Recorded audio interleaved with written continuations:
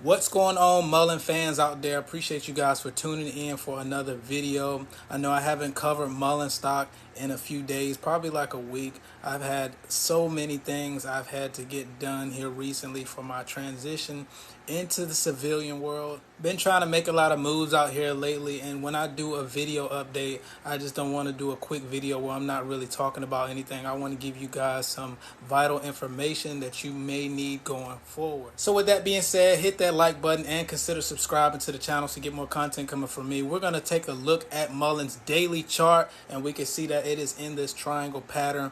And it did break that 45-cent level that we have been talking about, and that 39-cent low is the next level. The volume has been extremely low, so like I said before, when the volume is extremely low, shorts tend to take advantage of the stock price by suppressing it even more and getting it to levels that it wants to break more easily. So as you can see, it is slowly trending down to that 39-cent level, but it's also trading closely to the edge or the end of this triangle. And based on how it's trading, I know we got the hearing coming up on October 19th.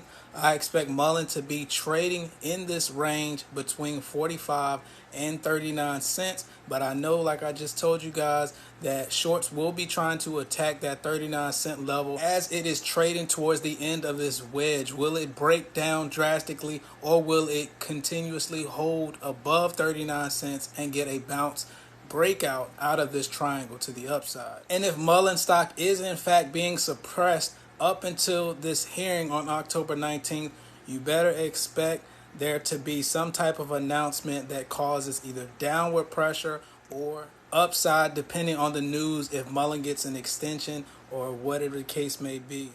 Now, I know I'm playing a little bit of catch up, but I did get a chance to watch one of Financial Journey's latest videos where he said he had a conversation with Brad from Randy Merriam, and Brad texted him and said that there were 1,054 Class 1 EV cargo vans that have already been produced. Now, this is not to come at Financial Journey whatsoever. I actually think he's a great guy and I enjoy his content.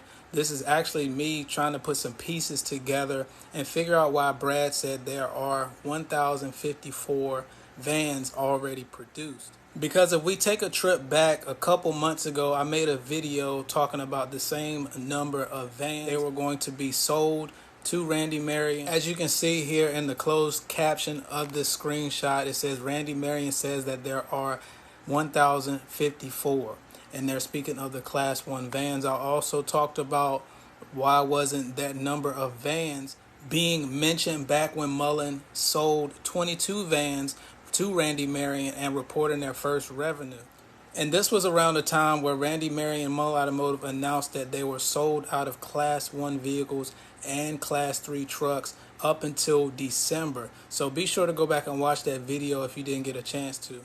So keep remembering the question, are 1,054 vans already really produced? Do we know that MULN did start manufacturing according to their YouTube page and other press release a couple months ago as well? And then they had a press release back in July 14th that said MULN stock, MULN preps 350 EVs for final assembly. And yes, they're talking about M1 EV vans. Says today's announcement is that the company has officially transferred 350 Class 1 vehicles to the Mississippi plant for final assembly.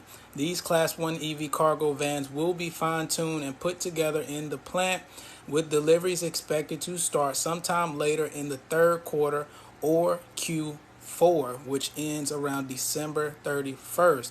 Thus, investors now have a much clearer, more distinct revenue timeline to go off of. So 350 vans at final assembly via July 17th press release.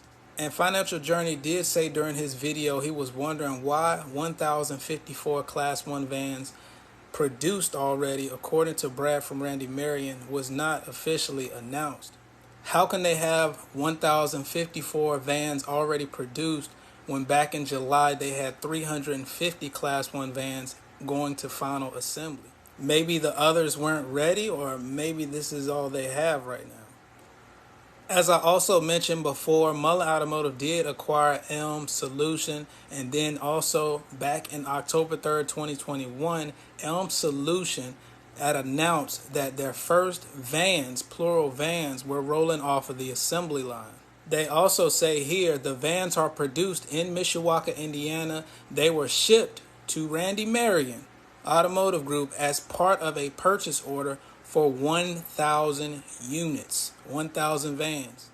But just a month after that press release, Elms comes out with another press release saying that the commercial EV startup Elms cuts 2021 production plans, citing supply chain constraints. You can see the van down below. And they also say the Troy, Michigan-based company said it now expects to build between 300 and 500 of its Class 1 small electric delivery van instead of 1,000. It is said in August it was targeting. Elms said it would deliver the rest of those orders in the first quarter of 2022. So do you guys get where I'm going? Elms said that they cut their production targets from 1,000 units to 300 to 500, and that is before Mullen acquired Elms. And now you see here on July 14, 2023, that Mullen preps 350 EVs for final assembly.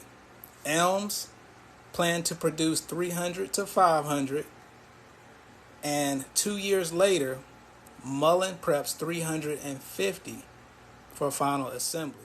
And that 1,054 vans that Brad is saying has already been produced has not been officially announced. We've been seeing small purchases and small deliveries here and there on press releases throughout 2023. I could be very much wrong, so let me know your thoughts on that. But at the least case, we could see that Mullen delivers around 350 EVs by the end of December. You know, I know we're still waiting on airbags and things like that. But my thing is, if 1,054 vans have not actually been produced or officially announced, it shouldn't be put out that way on a big platform to investors. Coming from Brad like that, if that's not really the case, because when hearing these type of production numbers, you would think it'll be officially announced. And when investors hear that, they think Mullen is turning and burning on production behind the scenes in the last couple months. So let me know you guys' thoughts, and I appreciate you all for watching. I will catch you guys in the next video. I'm gone.